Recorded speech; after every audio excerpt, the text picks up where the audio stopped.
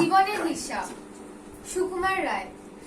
বিদ্যে বোঝাই বাবু মশাই চড়ুই শখের বটে, মাঝিরে কন বলতে পারিস সূর্য কেন ওঠে, চাঁদটা কেন বাড়ে কমে, জোয়ার কেন আসে। বৃদ্ধ মাঝি অবাক হয়ে ফেল ফেলিয়ে হাসে। বাবু বলেন সারা জনম মল্লিরে তুই খাটি, জ্ঞান বিনা জীবনটা তোর চারি আনাই মাটি।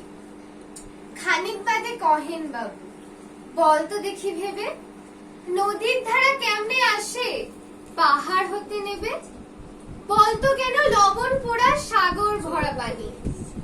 মাঝি সে কয়, আরে মশাই অত কি আর জানি।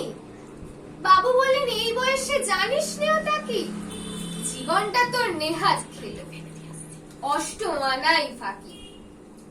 আবার ভেবে কহেন বাবু, বলতো দেখি ভেবে,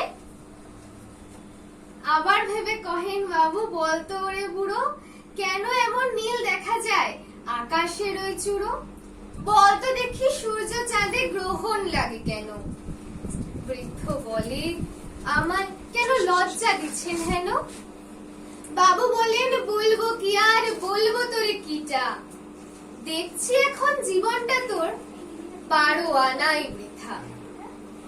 খানিক বাদে ঝড় উঠেছে, ঢেউ উঠেছে ফুলে। বাবু দেখেন নৌকা খানি ডুবলো বুঝি দুলে।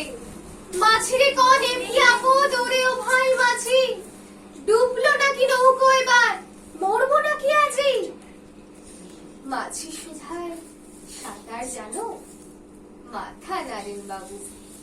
মূর্খ মাঝি বলে, মশাই এখন কেন কাবু, বাঁচলে শেষে আমার কথাও হিসেব করো পিছে, তোমার দেখি জীবনখানা 16 আনাই নিচ্ছে।